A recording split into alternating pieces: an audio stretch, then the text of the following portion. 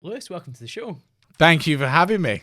And I want to start with a quote that I found back in your Instagram archives back in April 2016. Oh, wow. First they ignore you, then they laugh at you, then they fight you, then you win. What does that mean to you?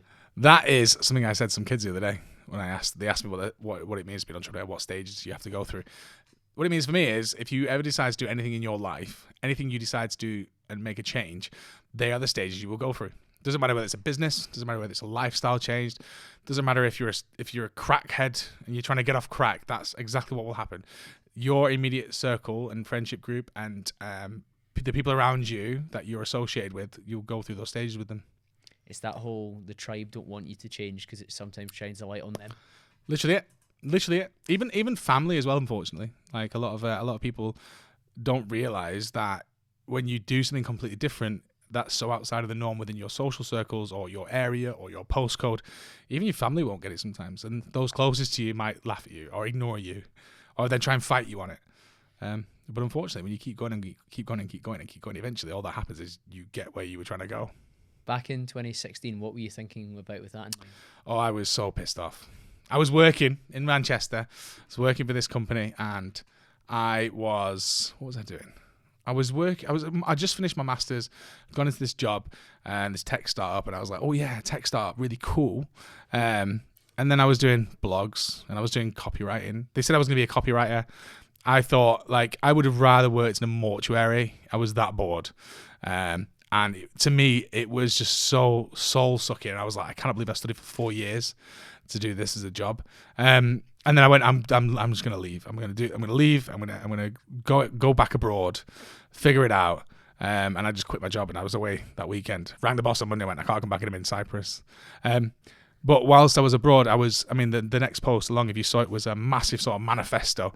If you read it, you thought I was going to, like, if you would think I was going to go on some sort of rampage afterwards. Like, it's the sort of thing you leave behind before you, like, take out a tank. But I basically went, I'm not being told to grow up. I'm not being told to behave. I'm not being told to act the same as everyone else. And I was like, what does it mean to get older? Was it like get a mortgage, retire and die and just don't disturb? The whole rat race piece you were pushing back on. Literally. So I was just, and then obviously you get pushback when you say to everyone, I'm not doing what you guys are doing. I'm not doing what all you people over there are doing that. I'm not doing that.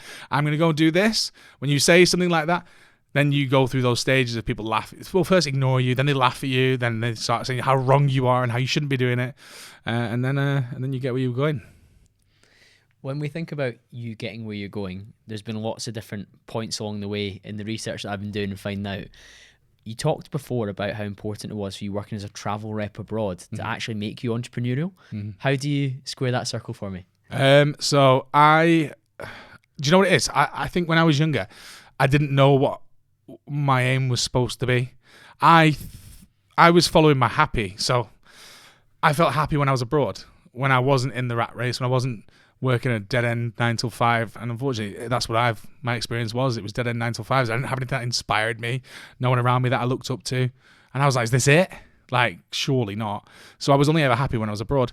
So I always thought I was going to work abroad forever, and then actually, funnily enough, I bumped into some entrepreneurs when I was working in a ski resort, and I've never been around these circles. I'm not from a wealthy family or anything like that. I'm not even from a wealthy family. I'm not even from like a mediocre, like £2 in your pocket family. Like, we were skin. So we had never been skiing. I'd never been around these people. And I found that when I started asking them questions, they were very similar to me. They were super ADHD. They were super focused on personal growth. They were super like happy. They were doing things they loved, and I was like, I think I'm like you. So I actually met entrepreneurs, and this is what set me on the path to, maybe I'm supposed to start a business one day. Whilst working abroad, I was super happy, but then that's how I met the entrepreneur. When I first heard you speak about that, I was just nodding along, because when you're surrounded by something to aim for that makes more sense to you than what you've been exposed to prior, suddenly things start to fall more into place, and you wonder why. Well, sorry, it's no surprise why previously you maybe felt like a little bit of an outlier, an outcast, and you weren't quite feeling like you belonged, and you weren't feeling fulfillment from the schooling system or the jobs that you've been doing. And then you speak to these people that, like you say, maybe shared some of the similar character traits and energy to you, and you were like, this is more my kind of people. I wonder if I should end up doing something like these guys. Do you know what? You don't know what you don't know, right? So I'm from a small town called Haslingden in a tiny ass town area called Rosendale, where you sort of hang out at the local pub on the weekend. You go out with the people there. Everyone's shagging everyone. You know, I'm pretty sure cousins are related and all that sort of stuff. Everyone's got 6 fingers and that sort of vibe. And that's normal. And if that's all you've ever done, then, I mean, I didn't know anything outside of that. So for me, I just thought I didn't fit in. I thought I was a bad kid. I got kicked out of quite a few colleges. I thought I was a bit of a failure. Everyone else went to university. I didn't. So actually, me moving to go abroad was me sort of kicking out. I don't want to. I want to see the world. I want to experience life. But I didn't realize that meant different social circles. I just thought it meant different countries. And actually, I realized that the area that I was from was very restricted, and the outlook from that area and what you do with your life and the types of jobs you have and the prospects that are there was so small compared to what the rest of the world had to offer. But how would you know that even exists? And when I think back to what I was like back in high school and college, it's mad to me that we used to go to the same pub every weekend. I hung out with the same friends from school, and we all fucking worked at Tesco and the local bars and restaurants. I don't know. But you would never know any different if that's all you've ever known. How would you know any different? It's living on autopilot, and I'm very thankful for the environment that I got exposed to. But equally, that's changed over the last 5 years of having the podcast, where my aspirations for myself financially have scaled. My expectations for what I can generate and create and grow into has scaled because of the kind of osmosis effect of being around successful entrepreneurs, successful business owners, successful people in general who've maybe built up in the corporate world that have been like on an Uber scale that have come on the pod. I've been like, oh, well, and there's a phrase I use quite a lot, if not you, then who? Yeah. So why not me?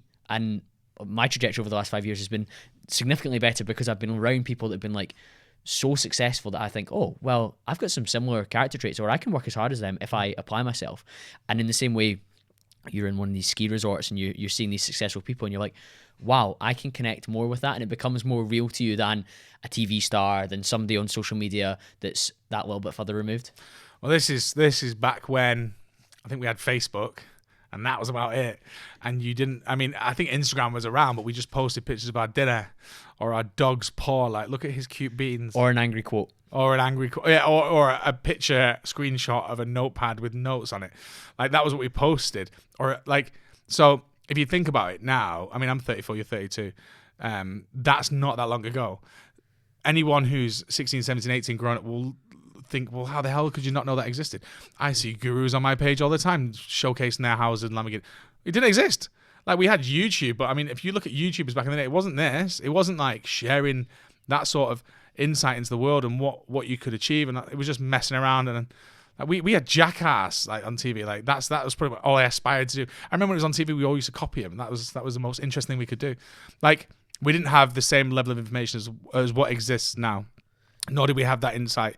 And unless you experienced it or met someone, you would never know it existed. Yeah, you're so right. I think we're very fortunate in some ways, but I do think we've almost got information overload nowadays. I've described it before as trying to drink from a fire hose. Yeah. Like, we've got so much like coming our way that it's hard to deal with it. And I think there was a tipping point probably somewhere around 2010, 2011, where there was like information on the internet that we could handle and deal with, and it was getting better and better and better with each passing day. And then it got to a point now where we're bombarded and it's hard to select. But at the same time, I do think the environment people are growing up in now, it's much easier to have an entrepreneurial mindset or an entrepreneurial approach, or even like what I call an entrepreneurial approach to career, because you can see people that work really well in the corporate environment on LinkedIn. You see people progressing up the ladder, whereas before it was so hard to have something to aspire towards. Today's podcast is sponsored and supported by Hussel. Hussel is the way to get access to thousands of gyms, pools and saunas across the UK. I first used Hussel in 2014 after I graduated and started my first sales job, and I was traveling all around the country and I needed to still get my training to fit in. Simply put, I rely on Hussel to keep me fueled and able to get access to the important things to me to keep my work performance at its absolute best. Hussel is of course available on an individual basis like that, but importantly now, employers can now offer it as an employee benefit for their staff. Anyone that listens to a podcast like this one knows that it's so important to keep on top of your exercise, and any way that your employer can make that easier is going to be a huge benefit. If you're an HR professional or a small business leader, then you can visit Hussel in the show notes to get that in place for your staff today. Alternatively, if you're an employee and you want to recommend that your employer introduce it as a benefit, you can hit the link in the show notes too. I remember reaching out to one of the earliest entrepreneurs that I'd seen those guys in the ski resort. I actually quit my job I came back to study business. I went there. I kicked out of college 3 times, and they were like, "Why are you here?" And I was like, "I want to be a businessman." Like, you don't need to study business to be a businessman. I was like, "Yeah, but I have no idea how else to start." So that's how I got back into uni and stuff. But I remember when I finished my undergrad, I saw a guy on TV talking about his business. At the end of the show, it said, "If you have any questions, email me at Happy to Help." Peter, it's called Peter Sage, and I emailed that email with like a huge, like, I don't know what the fuck I'm doing. I want to start a business. Like, but I remember me doing that then, and that was when I was like 24, 23 or whatever, or 22. And even then, there was that little information and access to information that I was emailing some random guy I saw on TV.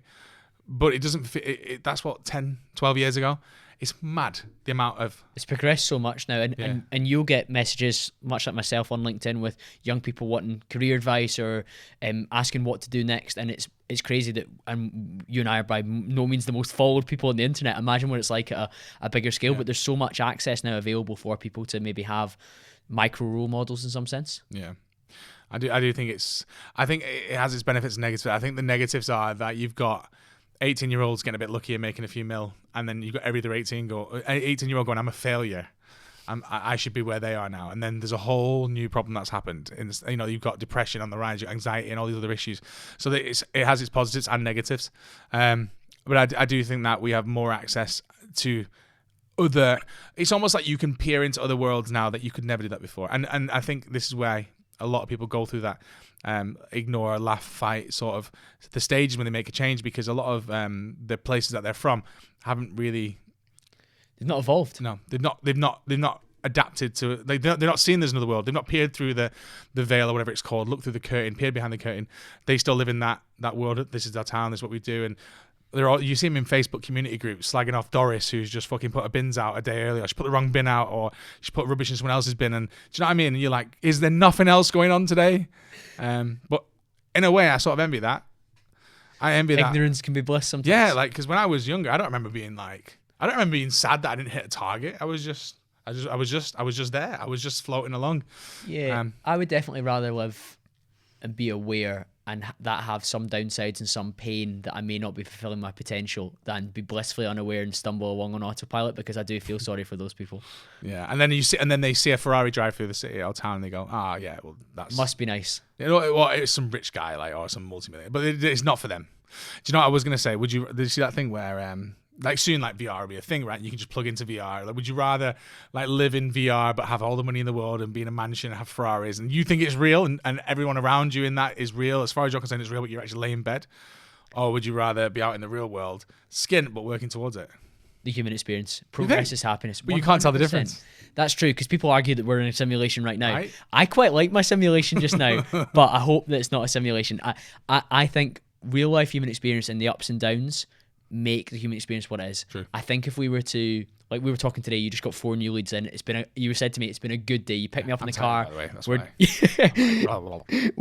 we're in the car, we're chatting, we're on the way to a podcast studio, we're gonna have a great chat. You've had a successful day, you're feeling accomplished. You only feel accomplished because there's days when you don't feel accomplished. We can't have the sun without the rain. We can't have the highs without the lows. So for me, the VR headset is just a no-go. Now me, I'm like, could I just be... I want to be... The thing is, the level of wealth I want to achieve is ridiculous. I want to be so weirdly rich. Like, one of those really... Because I've got this theory, right? You got weirdos, like proper weirdos, and everyone goes, stay away from him. But when you give that weirdo millions of pounds, they're eccentric. And I'm like, I want to be so weirdly but wealthy that I get called eccentric. I want to have like a yacht with a yacht on it. So I like have a yacht. I don't want to sidetrack the podcast too much, but you know Christian Grey from 50 Shades of Grey? Yeah. One of my friends, and I've heard it on podcasts as well, but I think it's where he got it from. He was like, the difference between that being like jail time and it being like an erotic fantasy was his wealth status and his looks. And I was like, that's actually so true. Like, if you were like a seedy wee guy tying people up in your basement, you're going to jail. I want to be so wealthy that I'll do shit that I'd get locked up in most, not arrested, but like sectioned. But because I'm wealthy, they go, genius. I want to be that weirdly rich, but I just fuck with people, and I know it's a joke, but everyone else thinks, oh, he's crazy, he's loony, like crazy, eccentric. Crazy rich guy. But I don't really. But like, you would get locked up in any, like Kanye West is a great example of this. Yeah, should be sectioned. He's off the deep end. Yeah, he's gone absolutely doolally, but he's wealthy, so therefore he's just eccentric. Was one of those early figures that you found yourself looking up to Ward Sugar? Because obviously we can. tie that as a kind of full circle moment. Yeah, no, it actually was. It was. So I actually read his autobiography before I ever applied to The Apprentice, and I never really considered The Apprentice as a thing. I used to watch it, but I didn't think I can go on it. Really? Why was that? I don't know. I really never really crossed my mind. Like I just never really thought of applying. But I read his autobiography anyway. Really interesting. I don't know how he went from that to being a dickhead. Like he went from being this like super motivated kid that no one ever believed in. Even his like, do you know his story? Like he's like his wife's dad like would like not accept him, and he was like, and then even when he got knighted, it was like he didn't get the pat on the back sort of thing, quote unquote not good enough. Yeah, so like to go from that and then proving everyone wrong and now just being a bitter, racist, angry old man, I just don't get how you make that transition. And I guess the difference is money. It must change. I mean, the other thing that I can think of is he's forgotten where it's come from. Yeah, he's so far detached from it. I spoke, it would have been about a year ago now, I had Joseph Valenti on the show, and he won The Apprentice, and he was talking about how difficult he found the reality of Lord Sugar versus what he expected from 100%. reading his book, and even going through the program. He was like, you don't really get the access to him that you would hope. And then as a winner, he didn't get the access to him you'd hope. And then we can speak more about some of the stuff he said about you online, which was just a bizarre, like that's my point. Bizarre behavior. It's really odd because, like you say, these are guys that you look up to, and people say don't meet your heroes. Like I've met lots of people that I really look up to through the podcast, and I can say that 100% they're the kind of people you would want to meet. But some people do let you down when you see the reality. I don't know if it's just so I definitely idolized not just him. There's quite a lot. Like Richard Branson read his autobiography. Richard Reed, Innocent. I read all about him. I remember emailing him when I was younger. Duncan Bannatyne, his autobiography. Like these are guys that you see them on TV and you go, I want to be like them. So I definitely thought that's who I want to be one day. Like I look at the story, like from proper rags to riches. And then, well, you didn't, like, Joseph's right. You didn't really get to hang out with him on the show. You didn't really get to ask him any questions. You heard the crappy jokes in the boardroom and you thought you were just for the TV show. And then I got loads of random crap afterwards. But I don't know if it's never meet your heroes. I just don't know if I don't know if it's like an earlier time he was the guy and now he's just changed. You know, people change. Yeah, quite possibly. What was your experience like on The Apprentice? How do you reflect? I always say it's like being in prison, but that's not what I always say. I usually say it's like riding a bike with the bike's on fire and my balls keep getting trapped in the wheel. I don't know why I've got saggy balls in that analogy, but here we are.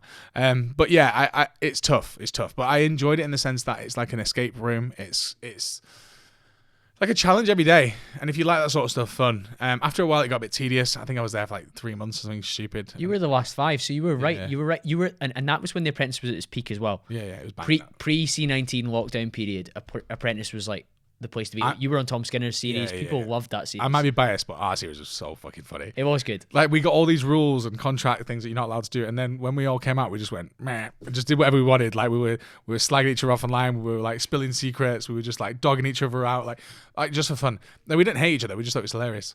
Like our season was super fun, and I don't know if that the next season they toned it down because of that.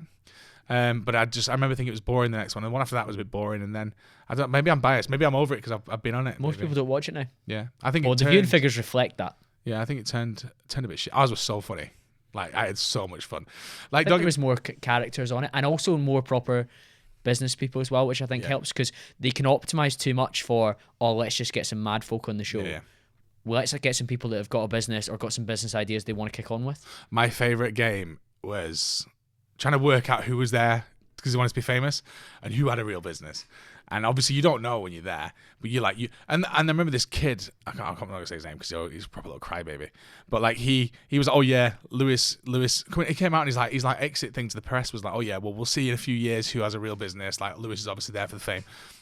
I mean, my business is doing all right. Like his doesn't exist.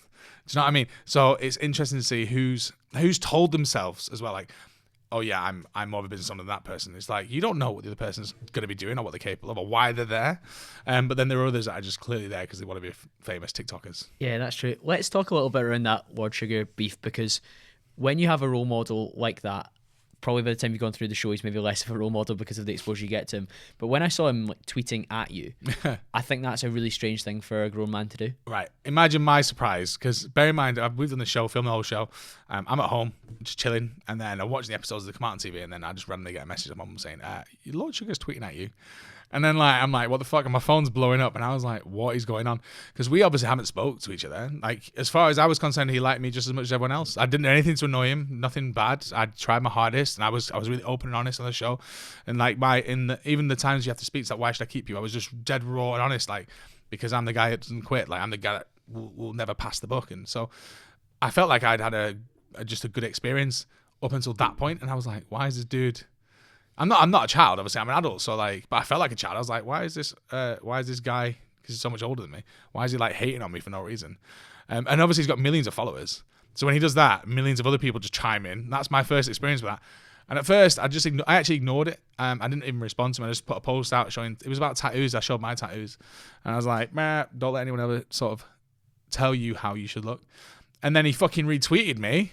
Like, I didn't even tweet him. He then retweeted my post and just doubled down on being a dickhead and was like, "Oh yeah, your kids will be embarrassed if you're on the beach and stuff." And I was like, it was like, "Oh, you'll be wearing a t-shirt when you're older or something." So weird. Like bear in mind, this is a billionaire that I've looked up to my entire like childhood to now, just slagging me off with no reason. Like it's like it was almost like he'd hated me on the show, but there was no reason for it. Do you know what I mean? Like, so it was just coming out of nowhere. At first, I thought maybe it's his PR team trying to stir up some drama, but I think it was just him drunk. I'm not gonna lie. Yeah, because it was so odd. He's had tweets that have come down before post. It was so an evening, odd. I think. Yeah. And I responded to his second one. It's like, okay, boomer. And I think I won the argument as well. It's like his tweet had X amount of likes and retweets, and mine was just like he got ratioed. Yeah. Which is but it was just in 2 words. Okay, boomer. But it's because I wasn't gonna entertain another person in my life telling me that this isn't how you should be. Like I can't be asked. It doesn't matter what I do, right? It doesn't matter if when I had tattoos, when I didn't have tattoos, when I'm nice, when I'm not nice, when I'm proud of myself, when I'm upset that I'm not achieving. It doesn't matter what I'm doing. Someone's always gonna have a problem with it. They always have. Like, and everyone's always made assumptions about me from being like fucking 14 years old. It doesn't bother me anymore. I just don't give a shit. Like, I really don't care. Yeah, I think there's a certain level of confidence and self-contentment comes from knowing who you are and being able to stick to that over and over again, regardless of what the outside noises say. And those are the happiest people by miles that I know. Like, you get a lot of people that I call it NPCs, non-playable characters, because you just look at them and they've just like downloaded the latest views from social media. They've downloaded the latest clothes and attire from social media. They've all got the same haircut at this moment in time, and you just think you're living a persona, and the persona is not capable of love. The persona is only capable of like mirroring somebody else or trying to be somebody else. So I think it's much healthier to be like, oh well, if you don't like me or you don't like the version of me that you've decided is the case, so be it. I'll keep doing my thing. I think that's the best way. Like, well, I said, I've just carried on plodding. I mean, I never knew what I was doing was right. So, like, take my business for example. I never knew if what I was doing was the right way of going about it. I just thought, I see a gap. I think this is a niche version of what everyone else is offering. I think that this could be its own thing, and I've just kept plodding along, and whether I say it is or whether you say it isn't or whatever, it doesn't matter because my sales are increasing month on month, and my business is growing month on month. So, like, I don't have to prove it to anyone else. I know that it's working. And I also, I'm not one of these guys that tries to pretend that I've made it. I'm not trying to sell courses to people. I'm not trying to rinse kids. I spend most of my time working, and my free time I help the kids at schools and colleges. And like, it doesn't matter if I do all that shit. Someone will still call me arrogant on the left. Yeah. So it doesn't make a difference. Like, I just do my own thing. Yeah, somebody will still be unhappy. They'll be like, oh, but you only gave X amount to charity. And you're like, oh my goodness, I can never win with these people. There's no point. Like, what's the point? And at the same time, I don't really give a shit because it's irrelevant to me and my success and where I'm going to go because I'm trying to emulate those guys I met years ago and they didn't give a shit what people thought of them. And they had millions. Yeah. How have you developed that mindset over time? I think, like I said, from a young age, like even when I was so I was a holiday rep when I was younger, like you'd always get called things like player and arrogant and rah, just on face value before people even knew you because he was lively and confident. So I've learned to ignore that sort of stuff because I just know I'm not. Like, I'm just normal. I'm probably less patient now than I used to be. Like, now I'll call you a bellend if I think you're a bellend straight away. I call a lot of people bellends these days. But I'm probably older and grumpier. But I think over time I've just learned that I'm just me. I don't really give a shit. I'm not going to try and make you like me. If you like me, you like me. If you don't, you don't. I couldn't really give a fuck. Like, I really don't care anymore. Like, and I used to say it a lot when I was young. I don't care. But I just really don't. Like, Chain that comes with age. Well, I think people used to be like, well, you must care because you're saying you don't care. I'm like, where's the fucking logic in that? But maybe I was like, maybe they're right. Maybe I do care. That's why I'm saying I don't care. But as I've got older, I realize I just proper don't like. I don't want to go to the same bars you guys go. I don't want to go to the fancy parties. I don't want to go to the influencer things. I don't want to go to the networking events because the cool kids there. I don't want to fucking do that course because I'll make money. I want to just do what I want to do, what I think I enjoy, and I want to build my business and make money. And that's all I care about. And flying planes. Yeah, I want to buy a fucking plane. You guys aren't going to help me get there, so I'm going to do it myself.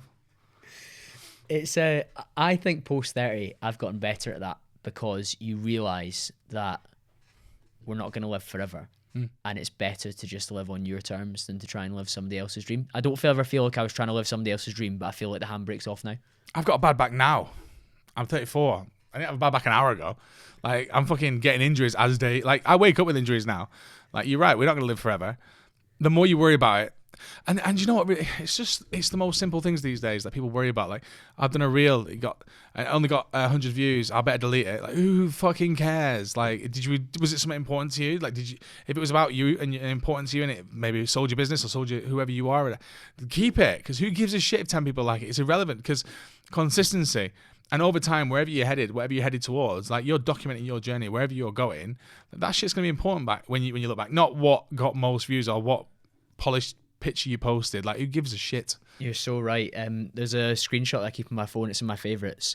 The social media has indoctrinated us to think that 50 people liking your stuff's not a lot. If 50 people came up to you in a room and gave you a compliment about something you'd done, you'd be overwhelmed. And I completely agree with that. And that was something that we were speaking about, how the podcast grown over the last 5 years. That was something I always tried to keep in mind throughout the 5 years. Like nowadays, the figures now, it would be astonishing if people all came up that listened every week and said something nice to me. In fact, when I spoke at an event in January, when I came off the stage and I was at the break, people coming over I've never seen before, never, even know their name, don't even know their Instagram handle, and they were like, "Oh, Colin, I really enjoyed that episode with such and such," or "I enjoyed your solo Q&A when you said that." It was a lot. Like, I genuinely went home and I was like, "Whoa, that's unbelievable," because it's just numbers on a screen. So I think people getting concerned over reach or impact or things that they put out there, it's small in the grand scheme of things, and there's lots of ways that we can reframe it to make it realize that it's not the be all and the end all. And even if we do think it's the be all and the end all, the size of the impact that we're probably having, if we really thought about it in our ancestral history kind of blueprint of it, we'd be like, "Oh, it's bigger than I thought."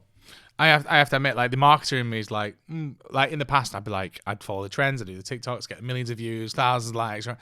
And I was like, and I remember sitting back and looking at this a couple of years ago and going, is this helping my business? Like, is it helping me where I want to go? I was like, none of it is. So, like, my rule is I only post about work, but obviously in different ways and in so many ways. But like, I'll only post about work, and I don't give a shit if it gets 10 likes. If it's about work, I'm happy. And I think what you just said there about people coming up to you and saying, "I saw that episode, saw this." I've spoke to people and they've gone, "Oh, I saw that thing you did there, and I saw that thing you did there, and I saw that guy and he dressed like this," and I'm like, "How the fuck do you know about everything I've ever done?" And it's because, like you said, that number on a screen was a real person who's watched everything. And it might have inspired them to go and do something and believe in themselves. It's just tough not to fall for the hype of I should be viral. And I do this with clients now. I'm like, we could post that trending shit over there, which no one's going to remember you for because everyone else did a version of it today. Or we can just do something a little bit more left field and that's unique to you. And that over time will grow. Yeah, that's right. Let's talk about what led to you starting Hussel. Yeah, so for me, it was pretty simple. I like to eat food. And I wasn't going to be able to eat food anymore if I didn't. I lost my job, and it was during COVID. So I remember, the boss, I took a new job, as an agency director, running an agency in Manchester. These guys sort of sold me on this dream of like, they were going to invest in it, build it, and I was going to grow it. Cool. So I left my other job to go for them. After like a couple of months, COVID hit, and then they went, "Oh, we'll put you on a 40% salary for like a few months until COVID passes." So I did 40% salary for like 4 months. So I had like literally nothing left, like no pennies in the bank, because I was using it to pay my bills. And then the rest I was using for my own thing. And then they were like, "Oh, we have to make it redundant." So like I had no money in the bank, not a penny to my name, and they made me redundant right in the middle of COVID. I wasn't eligible for furlough like everyone else because I'd changed jobs. It was a new job, and my old boss wouldn't put me on it. So yeah, there was something like 1 million people that were caught between the cracks. Yeah, it was like March. It was like from one day in March onwards, if you'd changed jobs after that point, you weren't eligible for furlough unless your previous employer would put you on it. But everyone's previous employers were dickheads. So there was loads of us in this group, and the government didn't give a shit because the majority were fine. So I remember I had no way, and I couldn't get hired, right? Because no one's hiring. Why the fuck would they be hiring a marketing person when they don't know if they're going to be open next week? Nightmare time. Like, and I was like, well, no one's going to help me. The government was offering like the job seekers thing, and I was like, well, that's not going to pay anything. So I've got to get a client. I have to get a client. I'd already been freelancing on the side anyway, so I've been doing that for a while. I was like, okay, now I need to get a proper full paid client. It's going to cover my bills this month. And that's what I did. I don't know how the fuck I got the first one, but I did. And then I kept working with them. I got another one. And that was 5 years ago. And obviously now, yeah, it was it was a necessity to survive. And obviously the plan at first was survival. That's what I always say. Like for the first couple of years, it was survive and COVID. And now it's thrive, because now I've carved out a niche. I know what I want to do. I know where the business is going to go. I know how big it can be. And now it's thriving. Now it's scaling. But the scaling only really started like 2 years ago. Those early days, they're all about laying the foundations and keeping your head above the water as well. Yeah, literally. And that it's the same for a lot of people. It doesn't matter if you're marketing, sales, a consultant or something. Sometimes something happens to you and you're like, your job's taken away, or that security blanket which you thought was secure has gone overnight, and there's no one there. And then you always think that someone's going to swoop in and save. No one fucking comes. Like, this is how I think a lot of this, like, people end up in homelessness, like, because you always assume there's a safety net, or the job was safe, or I had it all planned out. I don't know how it happened. It just sometimes shit happens, it gets taken away, and you're the only one that can save you, and no one else is gonna fucking help you. They'll try, they might give you a room to stay in for 2 days, they'll give you a sandwich or two, like, to eat, but like, no one else is gonna save you. You're the only one that can do it, and you have to figure it out. And that, I think a lot of people struggle when they get put in that spot. Like, it's on me now, and no one else to turn to. And it's sink or swim time. I'm very glad that you decided to swim as hard as you could and build what you did. I think the term that you would describe your niche as is disruptive marketing. Yeah. Exactly. What does that mean to you? It means fucking shit up. No, it's disruptive marketing. I hope we don't have to bleep all this out. All good. Good. I'll say shit again then. Shit. No, disruptive to me. I find that really inauthentic when podcasts bleep out. Beep. Like, if you speak with swear words, then that's how you speak. It's just Mancunian. And I'm tired. I've said I'm tired, so that's my excuse. No, yeah, I think for me, disruptive marketing is about looking at what everyone else is practicing. I the same thing on my website. So looking at all the rules that all the marketers practice faithfully, and that they all see as like, this is how it works. This is a safe option. We've done this before. And just pissing on it and going, right, what are we going to fucking do that's different? Because it doesn't take a genius to look at, okay, let's take accountants, for example. Like, look at the accountants and look at what content they put out on social media, on LinkedIn. It's all the same crap. No offense, but they've all got like a really boring podcast. Yours is not boring, but they've got boring podcasts. They'll have the same fucking white papers, blog posts, what other crap they put out there. And if you're all doing that, how is it marketing, guys? Like, just because the person in your industry who's a marketing person who's from that industry did that. I describe it as collateral. They've just got collateral that they all produced. It's like shit. Identikit. Yeah, it's called spreading shit around. Hoping something sticks. And so for me, disruptive marketing is looking at a space and going, right, everyone's doing this, we're going to do this. We're going to do. And is it disruptive, or is it just fucking marketing? Is it not what we're supposed to all be doing anyway? Looking at how we can cut through the noise, looking at how we can stand out. So annoyingly, that is not what most agencies do. Most agencies they'll already know what they're going to offer you before they even know what you come into them for. And it's because that's what they do. We do PPC. Well, do I need PPC? Well, yeah, everyone needs PPC. But do I need PPC? Yeah, of course you do. Oh, I think you'll like this. So one of the concepts I teach the guys at a sales coach is explorative questions in the discovery meeting to understand what your prospect wants. Because, and the phrase is, prescription without diagnosis is medical malpractice. Yeah. If somebody came into the doctor's surgery and I sat down with them, and before my bum's even touched the seat, my GP's writing a prescription, says, Colin, you're going to take 3 of these 3 times a day for the next 3 weeks. Go and get that from the pharmacy. I would feel not heard, not listened to. But so many businesses, like you were talking about agencies, a business will come in through their funnel, they'll have the discovery meeting, and they'll get pitched with an identikit solution straight off the back. And you're thinking, you didn't listen to the fact that actually we get loads of leads, but we want to make them to be a better quality lead, rather than we've got no leads at all. And they're just telling you, like, oh, we're going to get you so many leads, rather than actually like qualifying the leads or whatever area they've got a problem with. Whereas I think somebody like yourself understands intrinsically that if we can create something bespoke for somebody, they'll pay a better price point, because off the back of it, they'll see better results. And the result is what these people care about. Well, I was going to say, we've sort of moved more to, so the disruptive element is kind of in everything we do, every approach. Like, I will approach every meeting just like this. I'll be in a boardroom with like the grumpiest, most miserable people, and I'll be like, guys, we're gonna ride pigs around the office today, and we're gonna film it, and they'll go, okay then. because they trust that I know what I'm talking about. And sometimes I do it for fun. Like we're not even using this content. Yeah, they just want to ride pigs around the office. But like, so the disruptive element to what we did, that was the approach to marketing. And then I started going, well, actually, I quite like experiential. I quite like in-person stuff. Everyone's online. Let me go and do some fun shit in person. And I'm making ad campaigns that are just fucking weird. Like, that was my passion, so we started leaning more into that. It's still disruptive. It's still looking at what's everyone else doing. Let's do something else. It's thinking outside the box. It's very creative. It's all fun, unique. People laugh and smile when they engage with it. It's, right now I'm trying to. I can't say about my campaign. Like last week we had a burger booth where if you danced inside this booth, it dispensed burgers. Like that sort of shit's fun. And we could piss money on another advert that no one cares about, push it to more people that also don't care because the creative's dead, or we can go out in the real life and we can do something unique, something that stands out, something people remember, get content and run that as an ad. So that's more we more lean into now. I've never done the same thing twice, and I actually purposely will. So one of my more, like codes for the business was like, we're never really going to do the same thing twice. Like as much as possible, we're not. Which means if a client likes something that another client's had, we don't do it. And that's because I work. Yeah, they'll be like, "Oh, can you run this for us, Lewis?" And you're like, "I'm not doing that again. Yeah. We'll give you a version of it, but it cannot be the same." Well, it's more because I thought in it, if I never do the same thing twice, then as a marketer, I'm constantly being forced to think outside the box, and I can't get lazy and go, "Well, I've already got that car. Let's use that car again."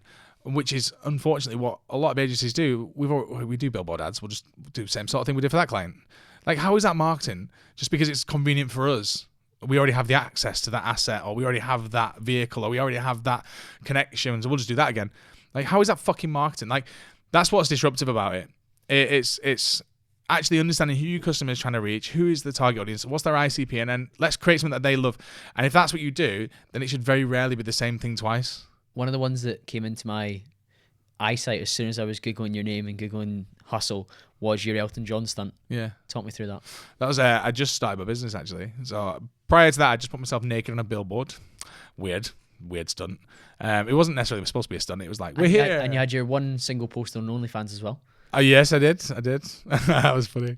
More on that on our Patreon. Yeah. I'll charge you for that. But yeah, so I used to do like little stunts when I first started, and then the content side of it, I was like, okay, I want to do experiential stuff.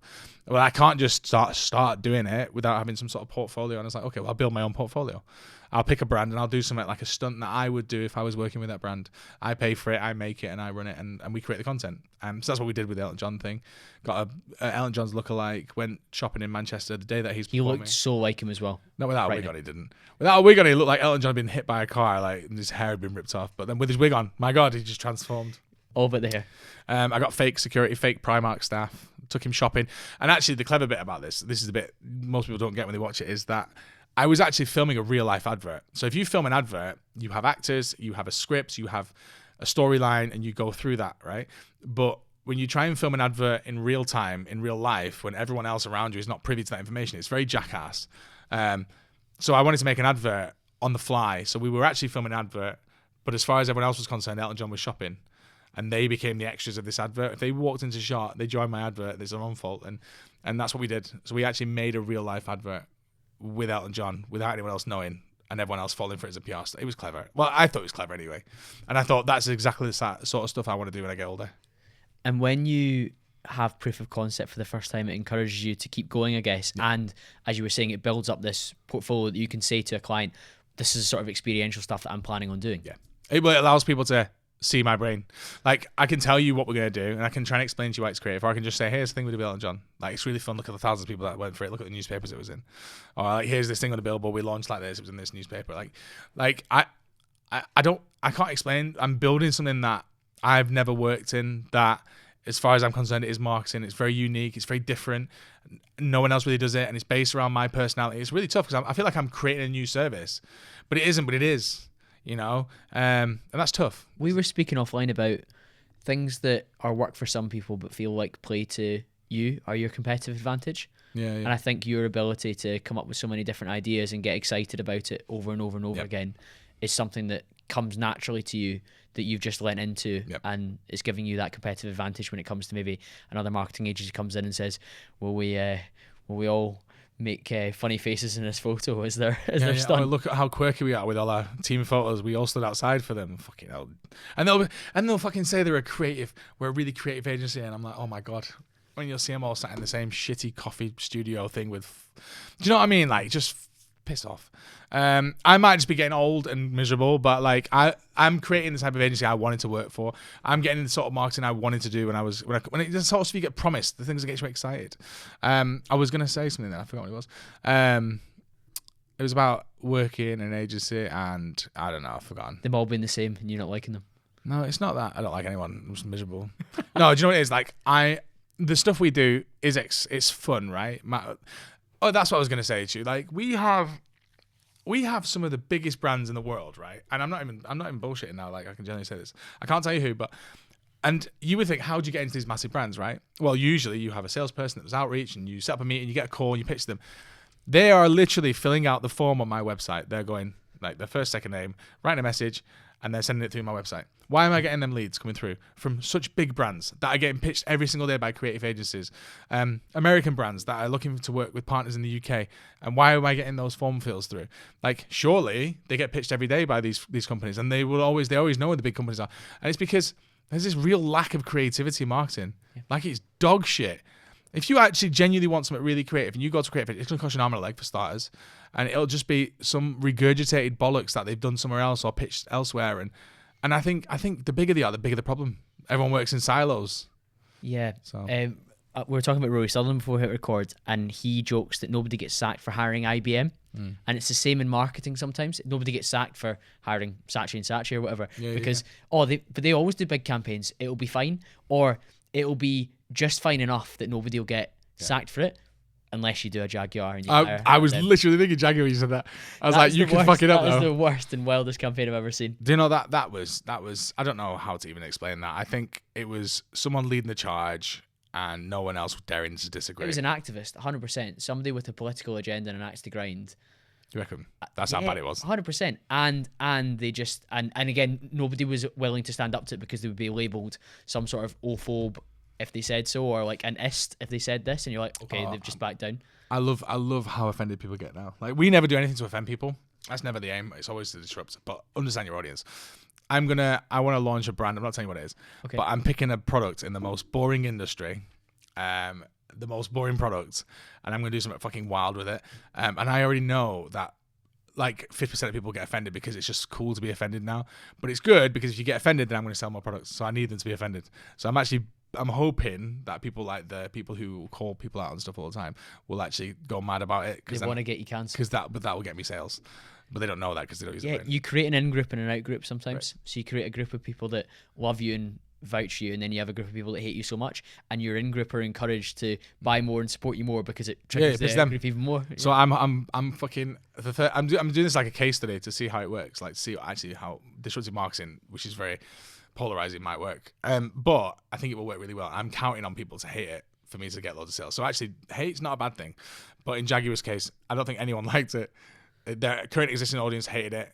The ones they were trying to target, which is they were trying to target these sustainable people and this minority of people that care about EVs and rah, and completely discounted the rest of the industry. So pissed off 90% of people to impress 10%. The 10% weren't impressed. So nobody enjoyed it, you know. And I think lose situation. 100%. And I think what a way to kill off a brand, or what a horrible way to go down. Do you know what I mean? Yeah, it's so bad. I'm quite big on tradition, and I think if you've got a traditional brand, you lean into it. Whereas if you want to do something new and out there, that's more in line with it. Yeah, start a new company or have a subsection of your brand, which is a sister company or something like that. And that was a big agency that did that. And I think I put a post like want because like if you're that disconnected from, I get who they were trying to target, but at the same time, you got to respect the fact that you have a current audience. Are they going to hate this? Are they going to like this? Are they going to, well, fuck it, we'll do it anyway. Fuck them. Like, that's all I can think of that crossed their mind is, fuck them. If you're new to the podcast, make sure you've hit the subscribe or the follow button on whatever platform you're listening on so I can keep getting fantastic guests just like this one.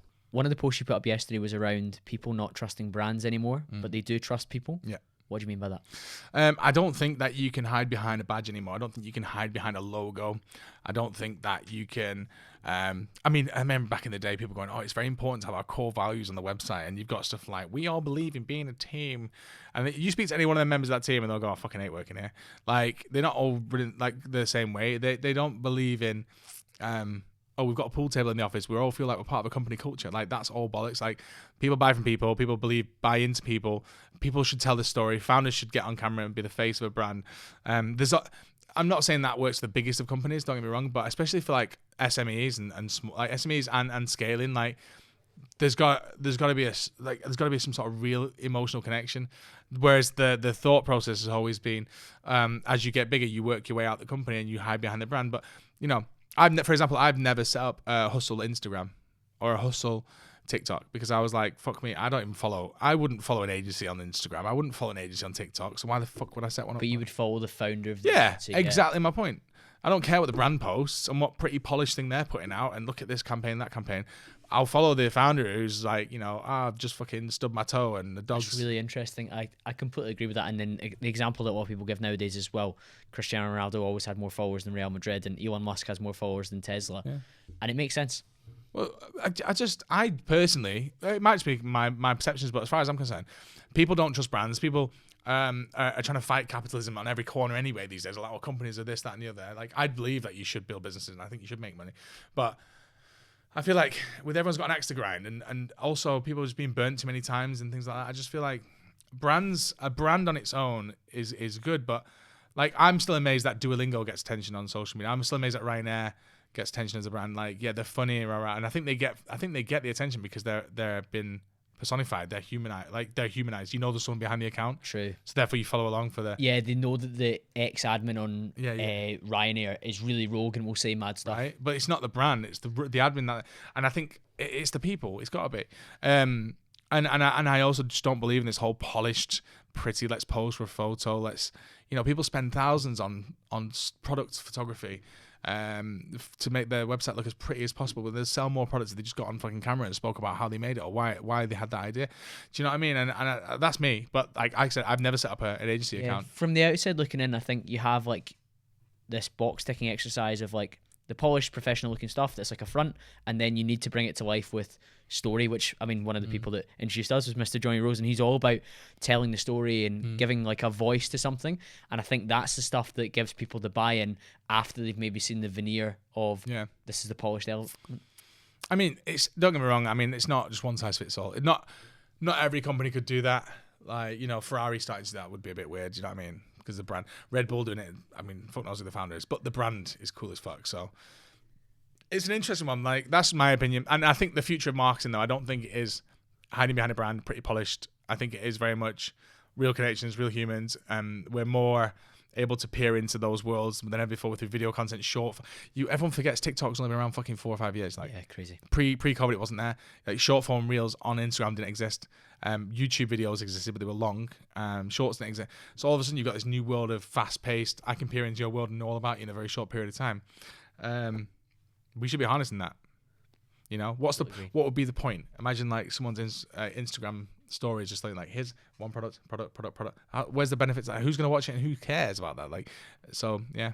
That's right. I mean, some of my friends that have started brands often joke with me that some of the influencer deals they do just work terribly, or they've done before they work terribly. Whereas one of the brands I've affiliated with is No Talks, which is like a beef tallow skin brand. And me with a micro audience compared to some of the people they initially thought they were going to work with did so much better because I was able to talk about, like, I'm quite big on removing toxins from my body, filtering the water in my tap, not drinking out of plastic bottles, all this sort of like biohacking stuff. So when I talked about why I've swapped my moisturizer and I don't spray aftershave on my skin, but I spray it on my clothes now, people were like, oh, cool, well, that's a logical next step because it actually related and tied in, and it wasn't like a super polished like marketing video. It was just me on my story, propped my phone up and just spoke about what I was doing, and then we ran some ads in the podcast to make it like almost like 2 points of contact.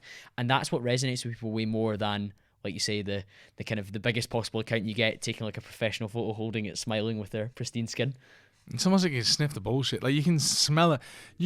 People actually have and like an innate sense of telling when something's AI. You can just tell it doesn't feel right. It's not real. It's like something, it might look great, but it doesn't feel right.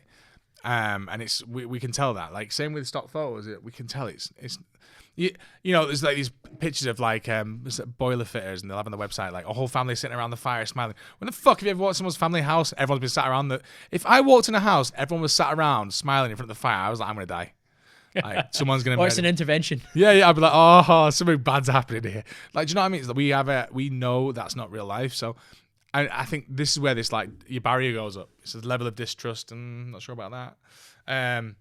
I always say to my clients, real faces, real places, real people. Like, as in, whenever they're creating content, real faces, real places. Like, should we go and do this? No. Like, we get real people from the companies talking a real place and about a real thing. Like, I don't know. That's my approach. I always say I'm not the fucking world's smartest marketer. I'm just doing what I think is right, and it seems to be working for me and my clients. So we're gonna keep doing what we're doing. You can all do whatever the fuck you want to do. We don't care. One of the stunts that I need to talk about when we're together is the AirPods in Qatar story. Yeah, I love that. Talk me through it. So I was getting off a plane and I left I actually happened to my watch. It said, "You've left your AirPods behind." You get a notification, don't you? And I was like, "Oh shit!" So I went back I was coming down the steps, went back to the door, and I was like, "Can I get my AirPods? They're on the seat." And they went, "No, you can't go back in the plane."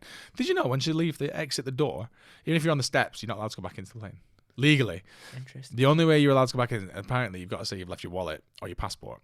Onward travel. So then if I knew that, I would have done that. So I was like, okay, and they went, we'll bring it, going to the lost property. When you come out the terminal, the lost property desk, we'll bring it down to you. So I went and stood there. The guy was on the desk. And I went, I'm waiting for my AirPods. And he was like, oh yeah, cool. He rang the plane.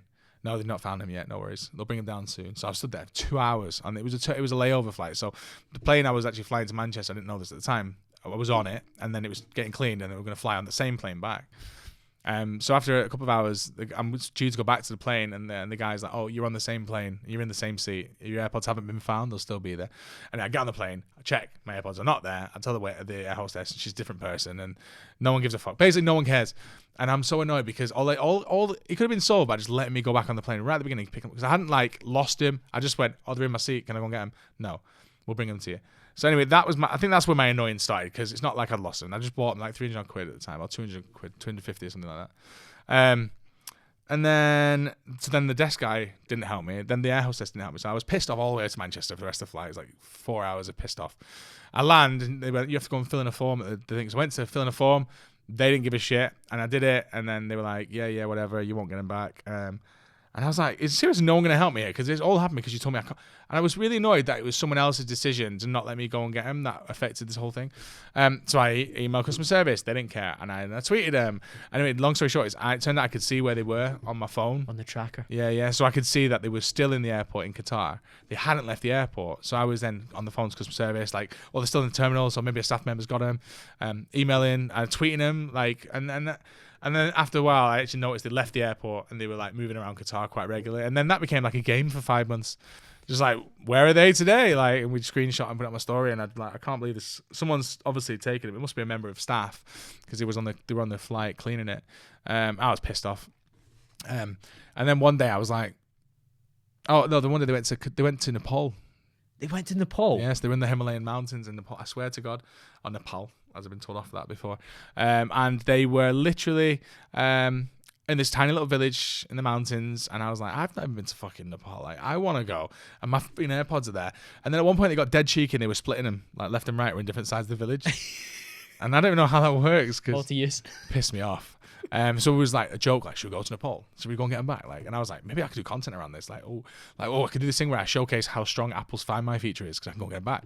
And I started thinking about, okay, what advert would I make? How would I make this an advert? If I was working for Apple, what would I create? And that's how I started approaching it. Anyway, long story short is I was getting ready to go. And then I was like daring myself, like trying to G myself up. And then they actually flew back to Qatar. And I saw them. It was like a Friday. Rang my mate who's got a video. I said, I'm booked as both on a flight tonight. We're flying to Qatar. They're near the airport. When we land, we'll go and get them. He jumped on board, and we went on a little adventure. Flew there, rented a car out. We drove around, like, tracking him. We were trying to catch the person out of the house, and we couldn't do that. We kept missing them. So then when they went to an apartment block, it was like these 4 apartment blocks.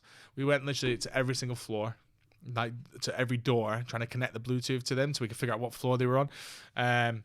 Slowly but surely we narrowed it down, by the way, and then eventually we actually got the house, we got the door. I got someone to let me in that room. Went downstairs, and some guy, I knew the guy, like, walked me into the apartment.